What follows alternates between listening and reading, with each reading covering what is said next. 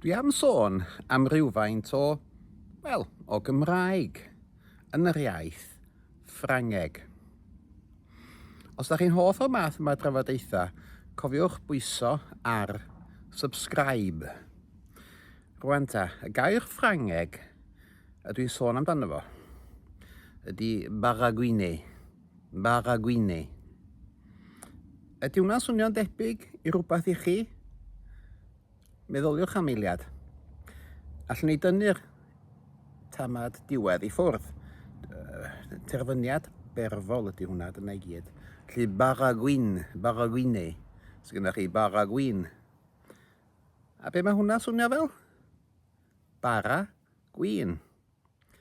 Ond pam fysa gyda ni'r geiriau bara a gwin yn yr iaith Ffrangeg am air sy'n golygu paldario, siarad rwtsh, yn fydrwydd, gwiriondeb, siarad yn wael.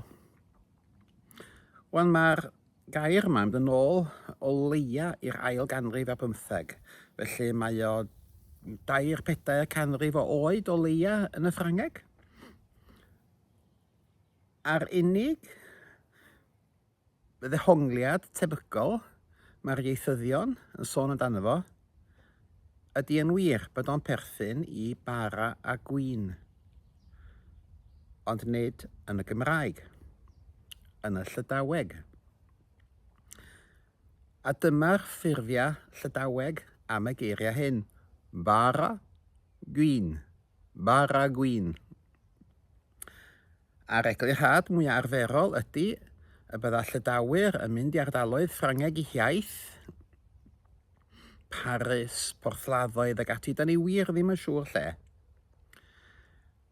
Ac na fedrwn nhw ddim siarad Ffrangeg.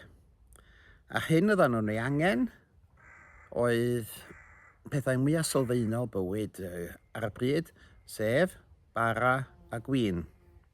Ac felly rhywbryd, rhywsut, mi fydda siaradwyr Ffrangeg yn clywed Llydawyr yn gofyn am bara gwin, Me mys chwan bara gwin, aia, bara gwin mae'r blis.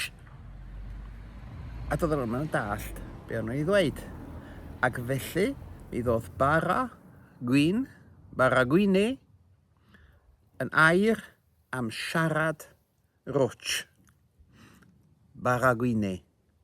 Pwyswch ar subscribe os da chi eisiau chwaneg o bethau fel hyn.